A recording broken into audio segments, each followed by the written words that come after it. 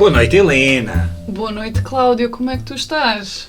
Estou esplendoroso neste lugar estranho e maravilhoso onde o onírico se torna quase realidade. E como é que eu poderia estar mal se estamos aqui os dois prontos a gravar este nosso novo episódio do nosso podcast? Realmente é um bocado difícil estar mal. No entanto, apesar de tudo, há um mundo lá fora e às vezes quando me ponho a pensar qual é a coisa lynchiana que podemos trazer para aqui, não é só a coisa lynchiana que nos aconteceu, é qual é o tema, tendo em conta o que se passa no mundo. É verdade. Portanto, Cláudio, que tema queres trazer hoje?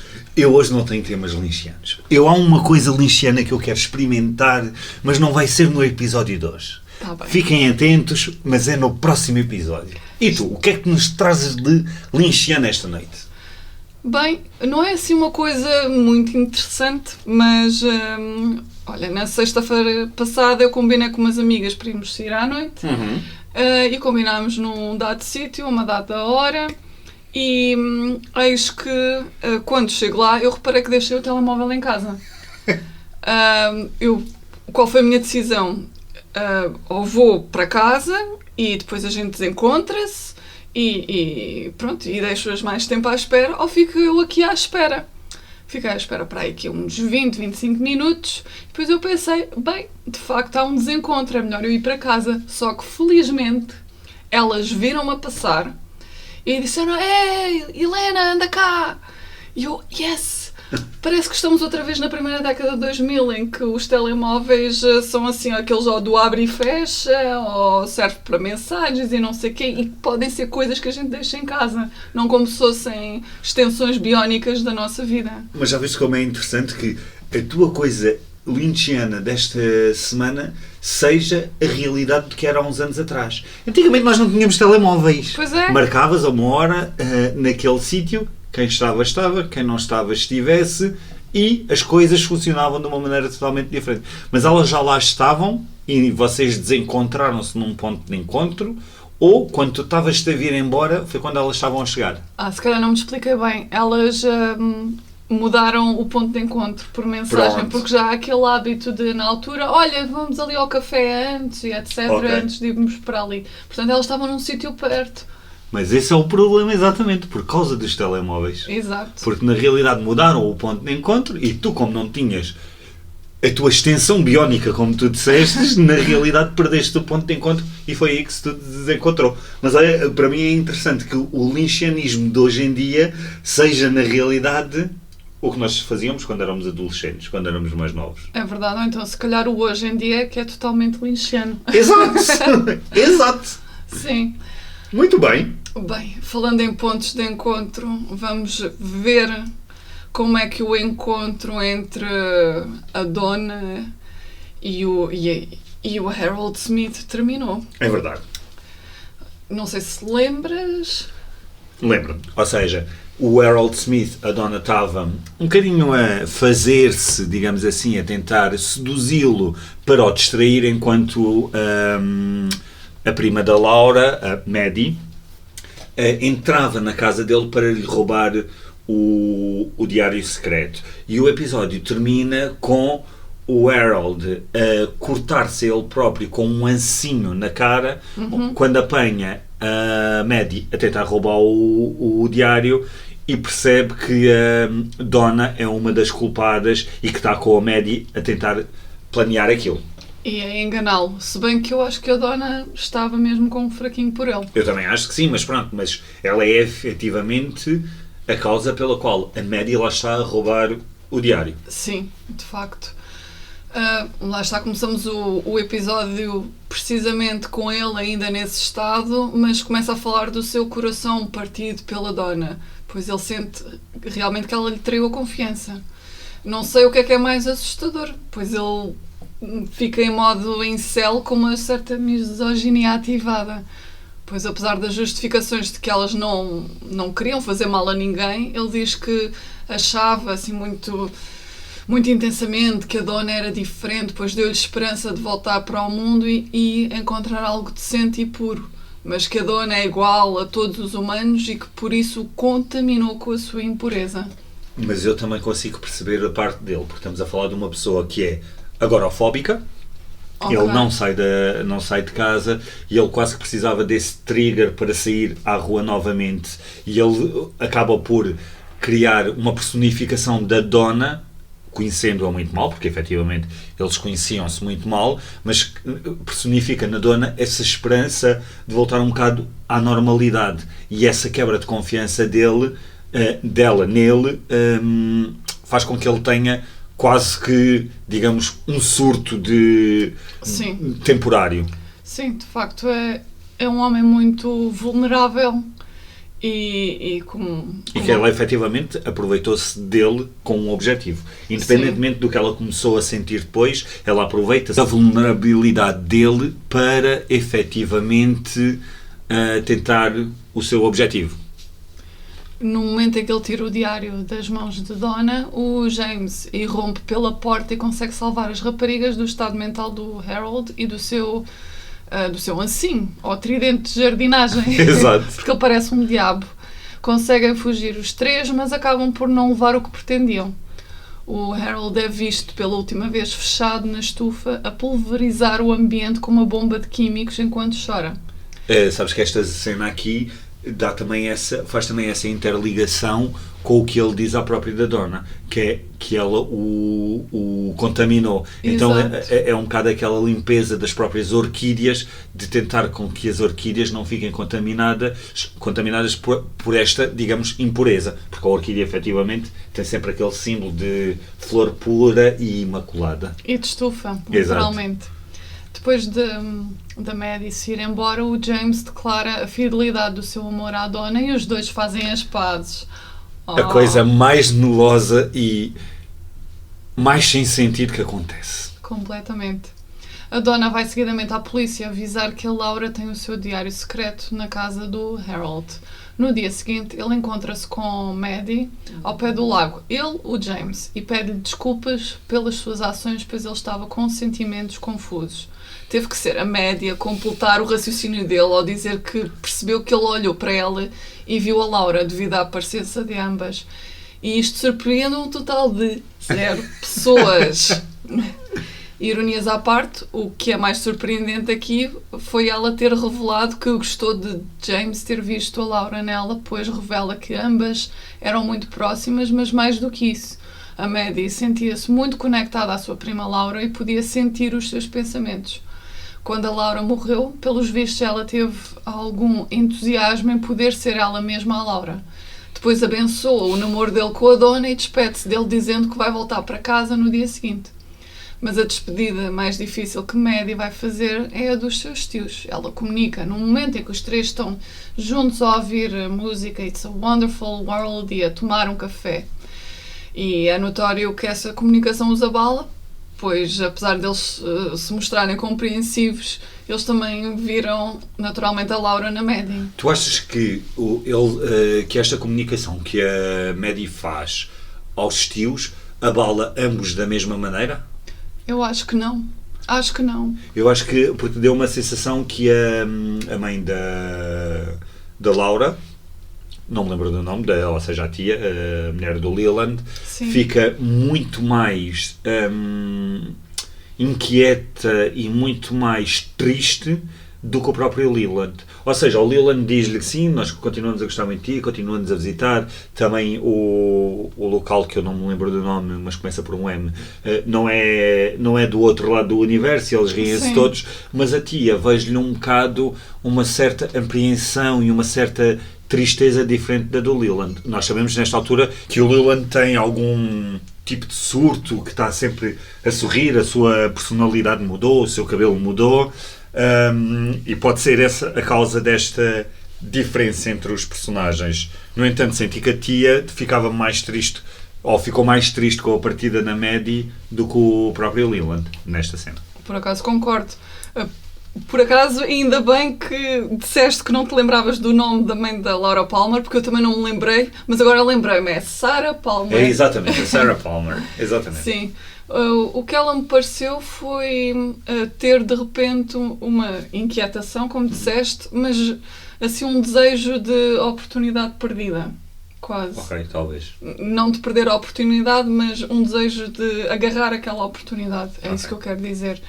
E o Leland pareceu-me mais...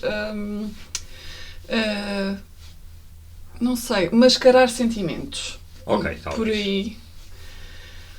Bem, vamos já à nossa outra linha de narrativa. Exato. Porque também ficámos desejosos de saber o que é que vai acontecer à Audrey depois de sair do One Eye Jacks.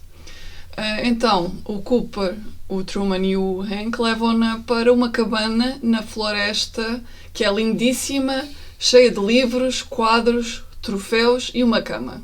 Pronto, parece um local paradisíaco. Esta é a sede dos rapazes da Casa do Livro. Por que raio é que a sede dos rapazes da Casa do Livro tem uma cama? Isto é a minha questão. Eu quando vi aquilo, eu pensei, uma cama? E era uma cama... Temos que fazer aqui uma boa descrição. Era uma cama muito bem arranjada, com uma colcha florida, a cama estava bem feita, aquilo pareceu-me tudo muito estranho. Juro-te que aquilo me pareceu... Se é a sede dos rapazes da Casa do Livro, porque é uma cama toda pipoca, toda perfeitinha. É para eles lerem um livrinho antes de dormir. Pois, Só exato, pode. não é isso, só pode.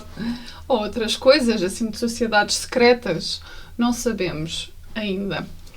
Quando o Cooper tenta aferir o seu estado, o da Audrey, percebe que ela pode estar sob o efeito de heroína e não deixa de ficar intrigado quando a Audrey começa a chamar pelo pai, a pedir-lhe que ele a apanhe. Fala de uma língua pesada e de uma mão na garganta que a magoa e impede de respirar e sente-se a afundar num buraco negro. É quando vê o rosto de Cooper que se acalma.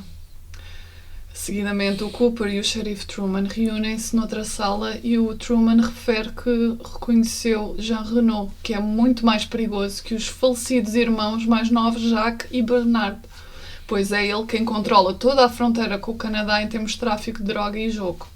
Também informa Cooper que o Jean Renault pode estar de olho nele, pois durante o salvamento da Audrey, o Truman viu a filmagem mais antiga das câmaras de segurança com a cara do Cooper em pausa, enquanto espiava o Jean Renault.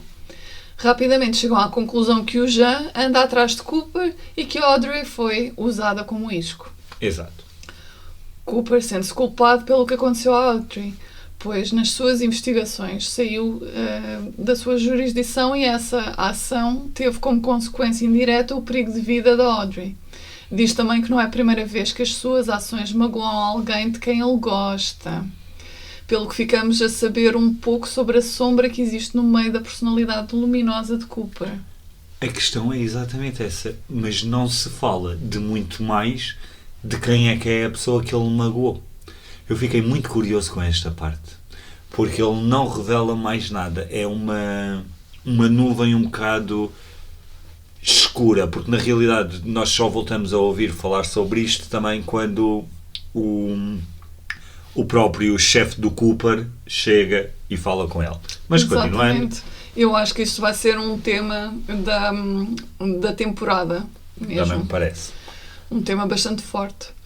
Mais tarde, o Cooper vai se encontrar com Ben Horne e devolver o dinheiro que levou na mala, informando-lhe que conseguiu libertar a filha dele sem ter de pagar nada.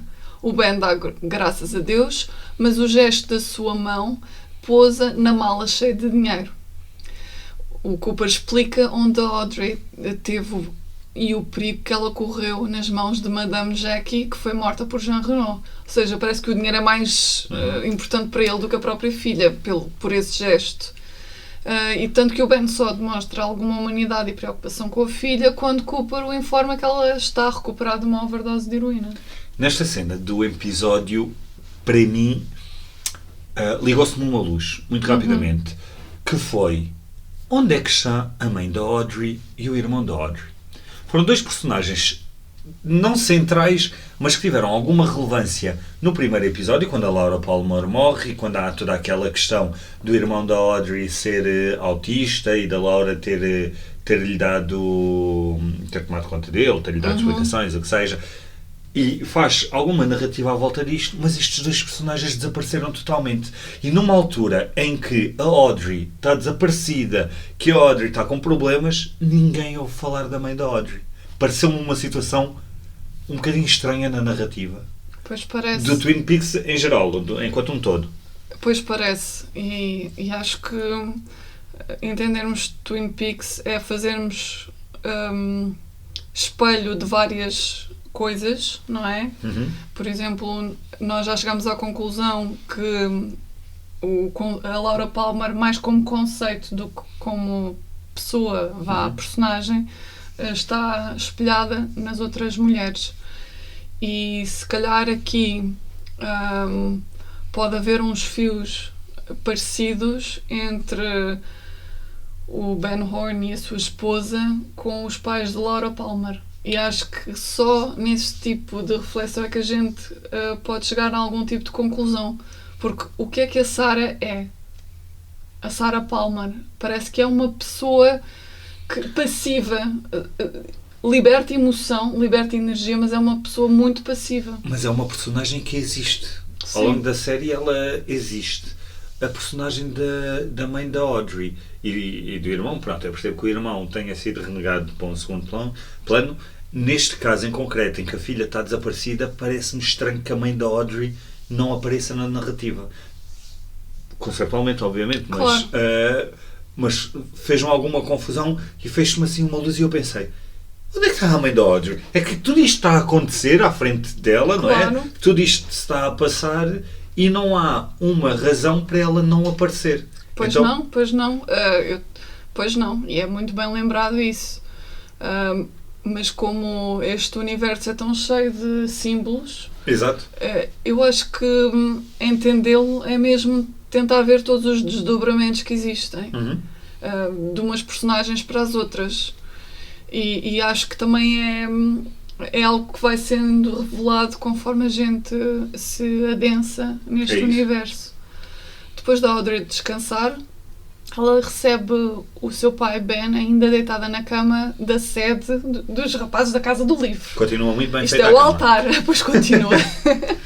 Ela fica cética quanto à preocupação do pai por ela e quando Ben faz o papel de santo sobre ela ter visto muita coisa, dizer, minha filha, ai, meu Deus, o que tu deves ter visto. Ela diz em tom desafiador que efetivamente, sim, viu. Ele parece ter entendido o que ela quis dizer, pois volta a colocar o seu ar simpático e falso e diz que eles os dois vão se resolver. No dia seguinte, a Audrey já está mais recuperada e vai ao escritório do pai confrontá-lo com o que sabe dele e da sua relação com o casino de bordel, o One Eye Jacks. Ben não teve outro remédio senão contar a verdade. Confirmou à filha que é dono do One Eye Jacks há 5 anos, que sabia que a Laura trabalhou lá, mas que não a encorajou para ir para o bordel. Simplesmente ela foi enviada sem o seu conhecimento. Também admite que mesmo assim foi para a cama com a Laura. Isso enquanto olha para uma fotografia moldurada da Laura que está estranhamente ali, num lugar de destaque, na sua secretária. Quando Audrey perguntou ao pai se foi ele quem matou a Laura Palmer, ele não diz nem que sim nem que não. Apenas responde que amava a Laura. E eu acho que foi a primeira vez em que nós vimos o Ben Horne a ser honesto. Também acho. E ao mesmo tempo, à luz de hoje, a Laura na altura tinha 16 ou 17 anos. E nós hoje em dia ouvimos falar da ilha de Epstein com as jovens menores. Sim. Ouvimos falar também de outras celebridades que também tinham um esquema de tráfico e eu pergunto-me até que ponto é que o David Lynch e o Mark Frost também não queriam pôr o dedo na ferida. E puxar as coisas para a ribalta, talvez. Sim. Que é todo um esquema muito superior a eles. Sim. E que não é de hoje. Mas que eles próprios poderiam ter conhecimento porque o Epstein estava super ligado à parte de Hollywood e de tudo e eles podiam ter algum conhecimento sobre o que estava a acontecer e podiam realmente estar a tentar puxar para mostrar a problemática. É verdade. E os artistas que sobem muito em Hollywood, assim como os investidores, os bilionários, aquilo roça tudo cotovelos em festas. É isso. E coisas sabem-se. Quanto a quem matou a Laura Palmer, vamos agora entrar numa viagem Vamos ver como é que a investigação segue.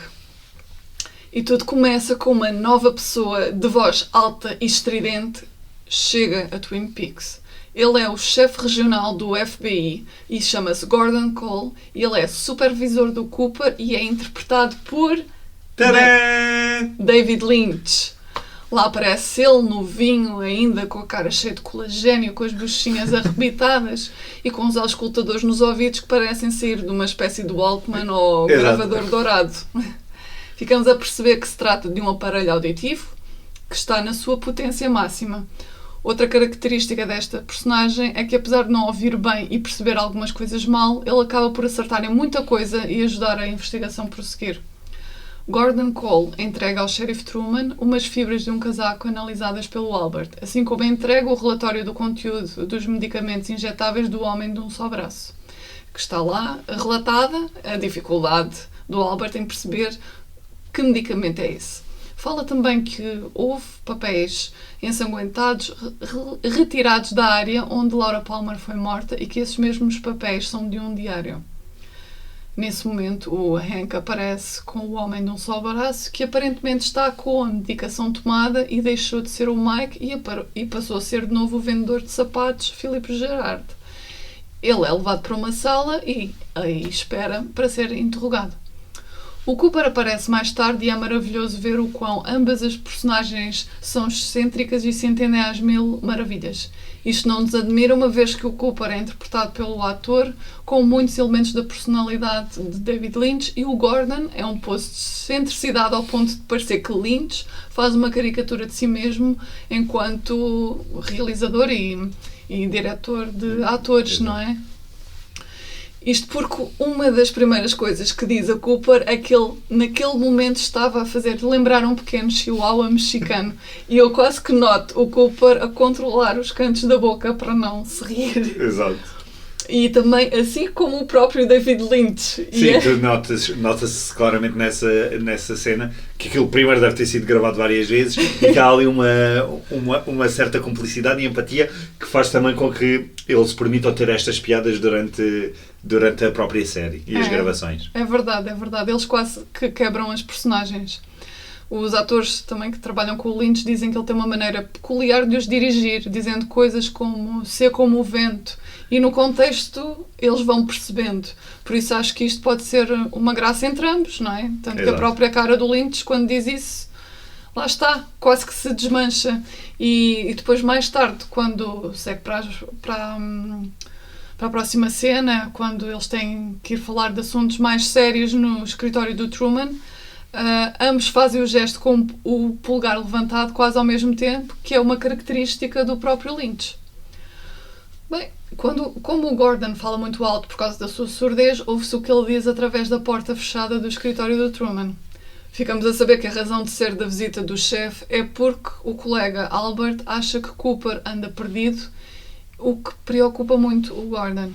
O que abala Cooper é quando o Gordon lhe entrega um envelope anónimo dirigido a ele que traz como mensagem letras e números que referem um movimento no jogo de xadrez. Cooper confirma que é provável que seja de Wyndham Earl, mas no início da temporada o Albert avisou Cooper que o seu antigo parceiro da FBI saiu do manicômio, que é precisamente este senhor. A equipa toda segue para a sala onde o homem de um só braço está para ser interrogado. Ele está desesperado, pois não tomou os seus medicamentos e diz que sente que já se está a transformar. Quando Cooper mostra o retrato robô de Bob, pouco antes de o Philip Gerard se transformar no Mike, ele diz que não mentiu quando disse que não conhecia Bob e que os polícias não compreendem o que se passa com ele. Entretanto, Philip Gerard transforma-se no Mike por não ter tomado a droga e apresenta-se como um espírito que habita o corpo desse vendedor de sapatos. Quando Cooper o informa que Mike lhe falou sobre Bob nos seus sonhos, Mike esclarece que ele era família e que o lugar de onde Bob vem não pode ser revelado. Quando Cooper pergunta o que é que Bob quer, Mike diz que ele apenas se quer divertir. Compara o Bob a um parasita, pois ele agarra-se a uma forma de vida e alimenta-se dela, mas o seu alimento é o medo e o prazer das pessoas. Mike assume que já foi parceiro de Bob. Depois, tanto ele como Cooper recitam o poema do seu primeiro sonho, que é: através da escuridão do passado-futuro, o mago anseia por ver alguém cantar entre dois mundos, fogo caminha comigo. Já dissemos muitas vezes este poema ao longo destes episódios, mas convém sempre recordar porque isto é um... É um mote. É um mote mesmo, para além das corujas não serem o que parecem. O poema, neste contexto, dá a sensação que lá está, era um mote de Mike e Bob quando ambos eram parceiros, e que caminhar entre dois mundos pode não ser apenas entre a realidade do que aconteceu entre a Marilyn Monroe e a ficção Twin Peaks, como também caminhar entre o bem e o mal com o fogo dos deuses. Digo fogo dos deuses porque no mito de Prometeus foi precisamente esse fogo que veio dar aos homens a superioridade sobre os outros animais. E a maldade, no fundo, também é um fogo de homens a quererem ser superiores aos seus semelhantes. Em vez de ser uma chama mais bonita que permite conforto e transcendência. Ok. Mike diz que já não subscreve esse poema, pois ele viu a face de Deus e foi purificado. Olha, outro que quer ser purificado, não é? Exato. Para além do Harold Smith. Entendo aqui que ele, como entidade anteriormente maligna que entrava nas pessoas, já não deseja usar o fogo para o mal, uma vez que depois de ter cortado o braço que tinha o selo da sua ligação com Bob, ele simplesmente quis tornar o Philip Gerard como o seu hospedeiro principal. O Mike apenas vai habitar outros corpos com o propósito de deter Bob. Explica também que o retrato robô é a verdadeira cara de Bob, mas apenas alguns a podem ver, os afortunados e os condenados. Cláudio, a Laura e a Ronette são claramente condenadas, não achas? Exato, sim. Então, e Cooper, a mãe da Laura e a Maddie? O Cooper, lá está, é afortunado. A mãe da Laura, a Sarah e a Maddie talvez sejam condenadas. Sim. Dá essa sensação. Sim, porque elas estão mesmo muito... A Sarah Palmer, ela está condenada à partida quando a filha morre e ela fica nesta loucura. A Maddie, acho que ainda iremos descobrir o que é que... se é uma condenada ou se na realidade é uma afortunada que até pode dela própria quase ser a encarnação de alguma coisa da prima, uma vez que ela tirou os seus próprios óculos e partiu, e a partir daí nunca mais começou a ver bem. Por isso, essa parte para mim ainda está por explicar e pode ser através daqui disto. É verdade. Mike também explica que há cerca de 40 anos que Bob está presente e que neste momento está numa casa de madeira rodeada por árvores, composta por muitos quartos todos parecidos, mas ocupado por almas diferentes, noite após noite. Isto parece ser a descrição de Valhalla. No episódio passado, o juiz referiu ao Leland que ambos se iriam encontrar em Valhalla e eu fui pesquisar o que era e fiquei a saber que é um conceito da mitologia nórdica e que visualmente consiste num palácio composto pelo Salão de Thor, que é para onde vão as almas dos escravos, fazendeiros e trabalhadores. Para além dessa sala, existem 540 quartos para os quais metade dos guerreiros mais nobres e destemidos,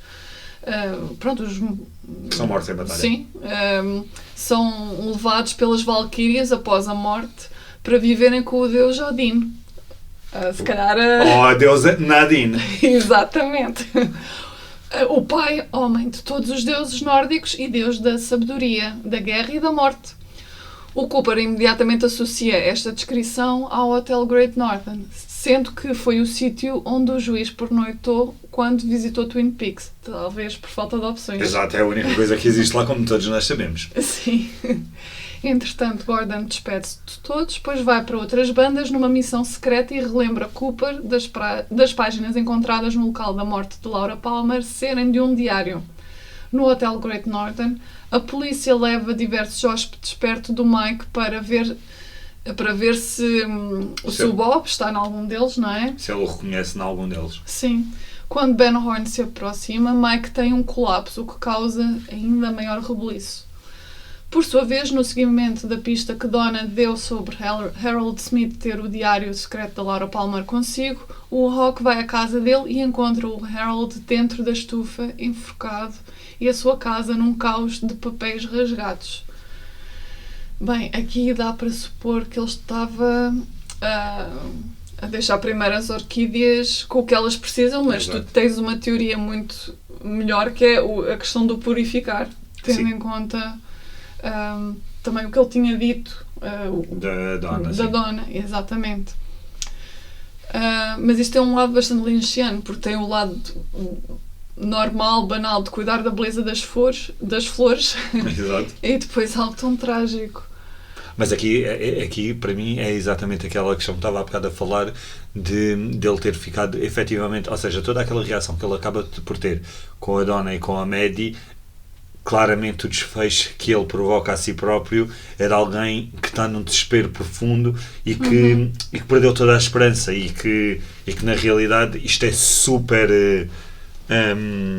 grave, ao fim e ao cabo, porque na realidade a Donna e as suas atitudes são catalisadoras deste resultado para o Harold, que acaba por também ser triste, porque na realidade, repara, o Harold viveu anos dentro de casa fechado, a Laura era amiga dele, e ele neste episódio ele próprio no início diz que sentia que a Laura era uma amiga. E acho que é um bocado aquela condição humana de já não ter mais nada para que viver que lhe acontece. E isto também acaba por ser um bocadinho triste, e acho efetivamente que as atitudes da Donna, apesar de quererem realmente chegar a um bom fim, que é descobrir o que é que aconteceu à Laura, acabam por ser catalisadoras desta situação trágica. É verdade. A restante equipa chega um pouco depois, a equipa policial, não é? E é encontrada a nota de suicídio deixada pelo Harold, que está em francês e diz apenas: "Sou uma alma solitária". Se bem nos lembramos, esta frase já foi dita pelo Minnie Lynch, que é o neto da senhora Tremont, que também está na rota do Refeições sobre Rodas. O que é que representa Harold Smith? Não sei. Será que é uma alma solitária de artista que absorve as histórias das outras pessoas, mas que se perde sobre si mesmo e se aliena dos outros? Achando-se talvez bom demais para o mundo que o rodeia, ou sensível demais para o mundo que o rodeia, como estás no fundo a dizer, Cláudio? Será que a condição dele era mesmo agora fobia? Bom, no meio de toda esta confusão, a equipa encontra o diário secreto de Laura Palmer. Com algumas páginas rasgadas. Exatamente, convém não esquecer. Numa sala de reuniões da esquadra, o Cooper comunica a Diane, a deusa do seu gravador, as suas notas mentais sobre o diário secreto da Laura. Uma grande parte das páginas foram arrancadas, lá está. Fala da existência de um homem de um só braço. Assim, o Mike, lá está. Sim.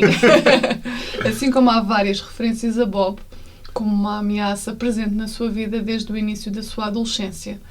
Assim, o diário dá indicações de a Laura ter sofrido regularmente abuso sexual. É verdade. O Bob é referido numa ocasião como sendo um amigo do seu pai, e há uma nota em que ela diz explicitamente que um dia ela vai contar ao mundo sobre Ben Horne e dizer quem ele é realmente. Nós, neste momento, já sabemos o que a Laura quis dizer com isso, e que mesmo que ele diga que a ama, e evidentemente o encontro entre ambos foi uma coisa má para a Laura, como é que poderia não ser, não é? Exato. Mesmo que a sua situação no One Eye Jacks a obrigasse a fingir o contrário. Sabes que eu nesta cena também achei que, quando ela estava a falar realmente aqui do Ben Horne, eu pensei, assim como o Mike é um parasita, e o Bob é um parasita que se ocupa um corpo do hospedeiro, como o próprio Mike disse, e o Mike tem uma reação tão adversa ao Ben Horne quando está no Great Northern Hotel, pensei, será que é o Ben Horne que é o Bob? E é por isso que o Mike tem aquela reação? É isso que a Laura quer dizer quando diz, vou dizer ao mundo quem é que o Ben Horne é realmente? E eu pensei, o Ben Horne é o Bob. Pois, dá que pensar, de facto, se não for o Bob, pelo menos tem energias parasíticas equiparáveis às do Bob. De certeza. Ainda mais se houve abuso sexual dessa pessoa à criança. Exato. Laura Palmer. E um depois amigo ela... do pai. Exatamente. Para mim, isto aqui criou essa narrativa que eu pensei, está tudo. Sim, e acho que foi muito importante ter sublinhado isso.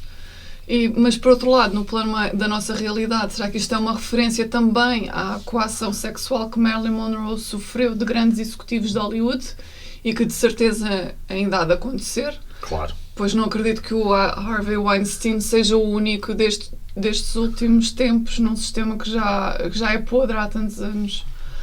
Neste preciso momento, a Audrey entra e conta a Cooper o que ficou a saber do seu pai. O Cooper também se lembra de o Mike reagir mal quando o Ben Horne, lá está, entra no lobby do hotel, o que é mais uma razão para irem prender Ben Horne para que possa ser interrogado pelo homicídio da Laura. A equipa de investigação vai seguidamente ao hotel para o levar e acabam por interromper a reunião que ele estava a ter com o Sr. Tojamura para comunicar a aceitação da sua proposta para a compra da serração.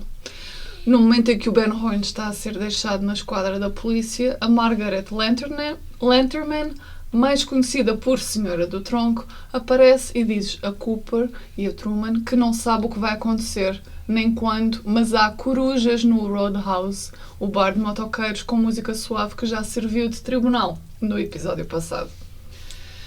Bem, acho que agora vamos intervalar um pouco toda Exato. esta intensidade com outras histórias que estão a acontecer nesta terra estranha e maravilhosa chamada Twin Peaks. Em relação ao trio não muito amoroso de Shelley, Leo Johnson e Bobby, o cenário está bizarro. Está para além de bizarro. Aquilo está... Ou seja, eu percebo toda a problemática do Leo Johnson, obviamente, mas a reviravolta que se dá com a Shelley e com o Bobby e com o Leo Johnson, para mim é assustadora. Pois é. Pois, apesar de eles estarem frustrados quando chegam à conclusão de que o valor mensal do seguro, depois dos impostos, é quase metade daquilo que esperavam... É aqui que nós percebemos porque é que eles quiseram que o Leo Johnson fosse para casa. Porque antes disto, eles falam para ele ir, mas nunca se diz claramente qual é o objetivo. Aqui percebe-se que claramente o objetivo é eles ganharem dinheiro para servirem quase de cuidadores informais, neste caso, do próprio Leo Johnson. Sim. E a cena bizarra que acontece aqui é a festa de boas-vindas que eles fazem à casa ao Leo, que está em estado catatónico.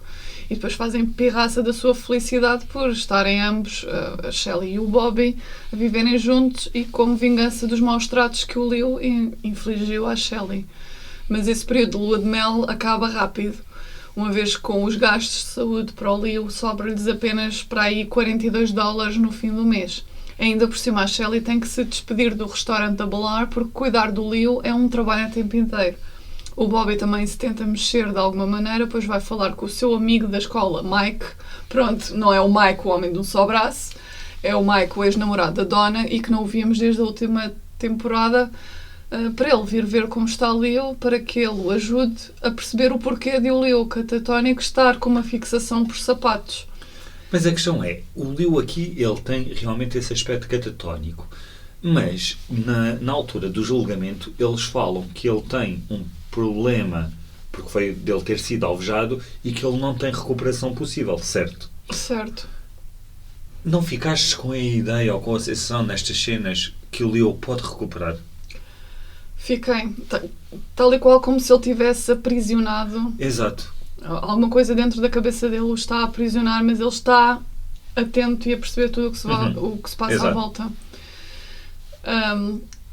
O que acontece agora é que o Bobby traz consigo umas botas do Leo que estavam a arranjar por causa dessa fixação. E depois aqui os dois amigos acabam por descobrir que dentro da sola das botas está uma pequena cassete que há de ter uma gravação. Ficamos sem saber o que é que a gravação é na realidade, mas calculo que nos próximos episódios será alguma coisa extremamente interessante. Especialmente porque toda esta ação, mesmo do Bobby a ir buscar as botas e tudo, é porque ele diz à Shelley que acredita que o Leo tem que ter dinheiro porque ele, como nós sabemos, pertencia à redistribuição das drogas, e a própria Laura Palmer, o Mike e o Bobby tinham negócios com o Leo nesse sentido. Sim. E que ficaram com alguma droga e algum dinheiro do Leo, e o próprio Bobby diz que se o Leo Johnson nunca utilizou um banco na sua vida, ele tem que ter dinheiro. É essa a razão que ele vai buscar os sapatos, e é por causa disso que ele descobre esta cassete. Por isso acho que aqui a história do Leo Johnson ainda vai dar muitas voltas. A nossa deusa nórdica Nadine está mesmo em modo adolescente, e a sua curiosidade sexual misturada com a sua força sobre-humana faz com que o seu marido, Ed, não veja outra solução senão dar o corpo ao manifesto. Exato. Para além disso, quando eles saem de casa, ele arranja forma para que as pessoas que interagem com a Nadine aceitem e alinhem com a sua ilusão de que ainda é uma adolescente. Cláudio, tu lembras-te do suposto primo Jonathan, da Josie Packard? Lembro-me perfeitamente que primeiro é primo, nestes episódios torna-se assistente, e que Sim. na realidade é alguém que tem um grande controle sobre ela. É isso que percebemos. É verdade. Ela não é apenas o parceiro de negócios cujos da Josie, que gosta de ficar a olhar para ela enquanto ela está com o Truman a fazer o amor, e enquanto que troveja lá fora. Pronto, Sim. Ele não é só um tarado nesse sentido. Mas ele parece estar acima dela na cadeia de crime organizado da qual ela faz parte. E vemos uma cena que nos dá a entender que ele a violou, pois ele está a puxar as calças para cima e ela tem o vestido aberto nas costas e está a chorar com um ar derrotado e a dizer para ele se ir embora. E antes de ir embora, ele deixa-lhe um bilhete de avião só de ida para Hong Kong e intimida a ir, e que tenta levar o dinheiro que conseguir da venda da serração. Seguidamente, a Josie vai encontrar-se com Ben Horne a dizer que tem o contrato da venda da serração com a assinatura do Pete Martell e pede-lhe a parte correspondente do dinheiro. O Ben não cede às suas insistências e diz até que tem um dossiê sobre ela e a morte do seu marido Andrew Packard numa explosão de um barco, que dá a entender que ela tem envolvimento. Ela nunca me enganou. Ela também responde que tem um cofre numa outra cidade com o dossiê com provas dos crimes do Ben Horne. Ele acaba por dar um cheque de 5 milhões de dólares do banco de Tóquio que o Sr. Tajamura lhe deu. No momento em que ela se vai embora, Truman aparece e fica atrapalhado com o que se passa. Ela informa-lhe que vendeu a serração e que vai para casa, deixando o Truman de coração partido. Mais do que partido, porque ela vai-se embora e o Truman diz-lhe I love you, I love you, I love you. E ela vai-se embora a chorar porque, exatamente, o primo Jonathan, digamos assim, ameaça depois de a violar que se ela não for para Hong Kong, que ele volta e que a mata a ela e que mata o Truman também. E é por causa disto que ela acaba também por deixar o Truman com o coração partido e nem sequer lhe responde à questão, porque percebe-se claramente, independentemente de todos os problemas que a Josie tem, que existe uma relação afetiva real entre ela e o Truman. E é isto que a faz também sair um bocado a virar as costas ao Truman, mas é um bocado aquela questão de também lhe virar as costas para o salvar. É verdade. E eu já li o Diário Secreto de Laura Palmer, o livro escrito pela Jennifer Lynch, a filha do David Lynch, e acho que posso adiantar para já que esta cena é muito reminiscente da Laura Palmer e do Bobby, quando começam a namorar. Ok. Sim. Daí eu todas achar... essas ligações entre sim, as várias mulheres da série. Sim, e de eu achar, pelo menos, e não sei se estás a sentir isso, Cláudio, de que para compreendermos a série temos que fazer um exercício qualquer de ver as coisas como um espelho e uma espécie de abismo ao mesmo tempo. A casa de Pete Martell também ficou mais vazia agora sem a Josie, mas não por muito tempo.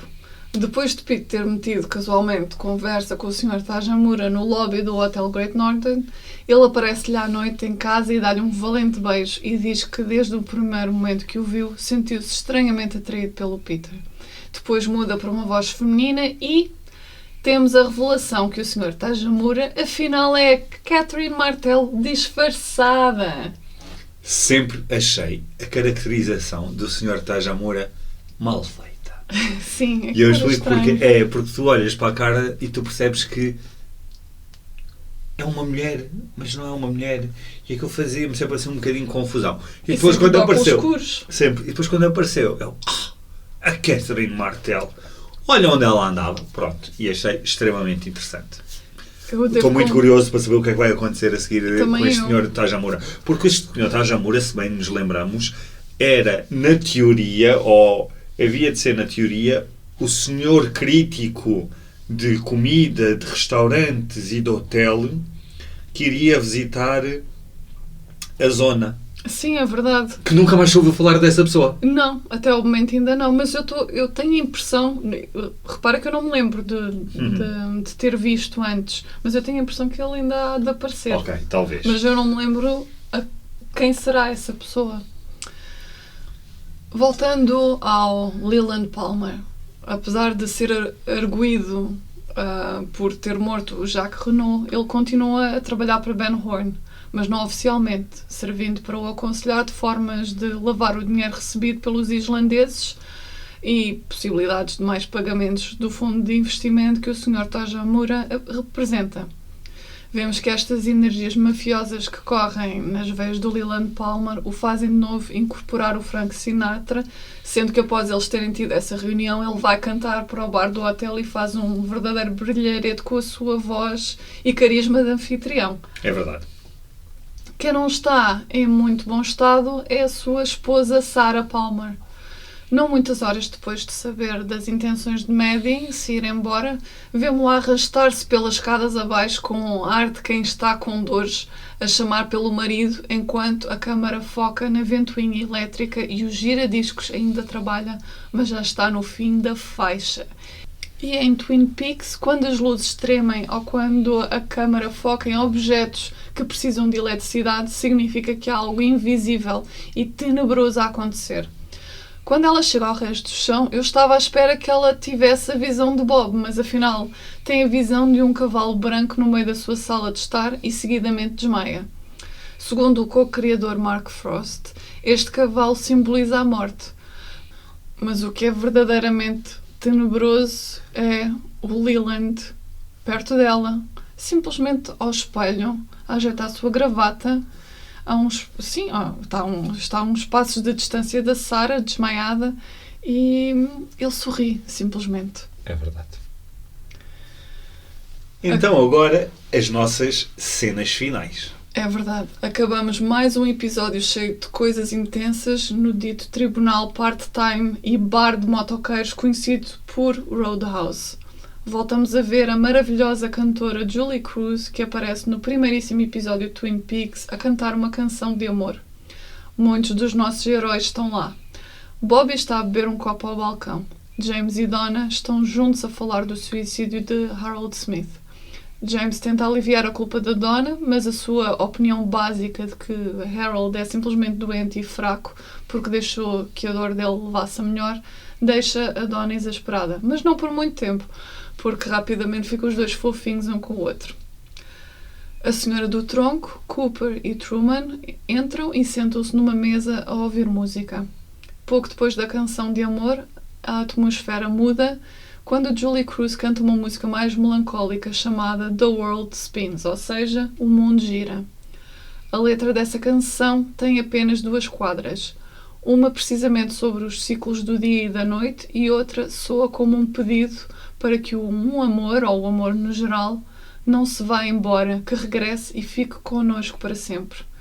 Depois os músicos desaparecem no ar e Cooper volta a ver o gigante que o alerta que está a acontecer de novo. O que é que está a acontecer de novo? A cena é entrecortada com a casa dos Palmer, onde vemos que Leland continua a sorrir para o espelho e aparece a cara de Bob refletida nele. Há que fazer aqui uma pausa, minhas pessoas, porque é a primeira vez que nós percebemos onde é que o Bob anda e porque é que o Leland, na realidade, mudou tanto. É verdade. O Bob está no Leland. Uhum. Depois o Leland calça umas luvas brancas de cirurgia e ouvimos a Maddie a descer as escadas e a chamar pelo tio, assustada porque está um cheiro estranho de algo estar a queimar. The fire walks with me. É verdade. Vê a Sarah desmaiada no chão e quando olha para cima parece que vê o Bob em vez do tio que rapidamente a ataca. É uma cena perturbadora, pois também vemos a imagem de Leland a abraçar a Maddie e a chamá-la de Laura e a chorar, entrecortada com a de Bob a beijar o rosto e o pescoço da Maddie lascivamente. Depois, o Leland, visivelmente possuído por Bob, dá o golpe fatal em Maddie e insere-lhe um pequeno papel com a letra O debaixo do dedo anular da sua mão esquerda. Será que foi o pai de Laura Palmer que matou a filha? Será que o Bob pode saltar de corpo em corpo, tal como o Mike? E possuiu o Ben? Sim, é verdade. E qual foi a atração, sendo assim, que o Bob teve pelo pai de Laura Palmer? E porquê é que ficou lá tanto tempo ao ponto de começar a esgotar a sua energia vital? Ficou com o cabelo branco. Achas que ele já lá estava assim há tanto tempo? Eu acho que sim, porque ele conheceu em miúdo. Pois é verdade. Como é que a gente sabe isso? A gente sabe isso porque ele, quando vai à esquadra, ele diz que ele reconheceu o retrato robô de Bob. Pois foi. E diz que o conheceu em miúdo e ele convidava-o a brincar com o fogo. Pois é verdade. Sim. Voltamos para o Roadhouse Bar e após a visão de Cooper ter terminado, voltamos a ver o velho empregado do hotel que foi inútil quando ele foi baleado logo no primeiro episódio desta segunda temporada. Simplesmente vai ter com o Cooper e diz que lamenta muito. Cooper fica com um ar ainda mais apreensivo. Donna começa a chorar dolorosamente e Bobby está com um ar perdido e triste. As cortinas vermelhas do Roadhouse encerram o episódio. Eu quero fazer aqui um à parte agora no final destes 2 episódios, porque, se bem se lembram, a semana passada eu disse que achava que o Twin Peaks, que a primeira temporada tinha mais história, ou que no mesmo episódio as narrativas acabavam quase por se tornar mais dinâmicas e havia mais coisas a serem exploradas. Talvez pela questão da compactação em 8 episódios, e como este seria mais longo, que me parecia que podia ser menos interessante por isso. Eu quero retirar tudo isso que disse a semana passada. Eu fiquei louco com estes 2 episódios. Juro-te, adorei os episódios. Achei que os episódios estavam muito bem estruturados, com algumas daquelas questões que nós vamos falar e que vamos falando ao longo dos episódios, mas achei que eram 2 episódios, uau! Tantas questões que se responderam, tantas mais que se abriram, e para mim foi super interessante. Por isso quero fazer um meia-culpa da semana passada e quero deixar aqui desde já claro. Então, mas é tudo uma viagem, não é? Um Exatamente, carrossel. exatamente. Um carrossel aqui. Bom, e acho que só nos resta aguardar. Com muita ansiedade para saber o que é que vai acontecer a seguir. Achas que vamos descobrir realmente se foi o Leland, se foi o Ben, se foi outro qualquer? Imagina que o Bob possuiu o Truman. Quem é melhor do que o Truman? O outro, o que era para ser o pai da outra que não era. Dos filhos da outra. O Dick Tremaine. Não, o outro. O outro. Ou seja, o xerife, que não é xerife, o assistente xerife. O que dispara e acerta nele próprio. O Andy! Andy! Sim. Imagina descobrirmos daqui a 2 episódios que o Bob possuiu o Andy e é o Andy o assassino. Olha. É que agora está tudo aí aberto. Pois está, realmente está. E também devemos lembrar que na primeira temporada, quando é o funeral da Laura Palmer, o Bobby aparece histérico a dizer que toda a gente é culpado pela morte de Laura Palmer. Por isso, estou muito curioso. Também estou muito curiosa. E até lá resta lembrarmos-nos: as corujas não são o que parecem.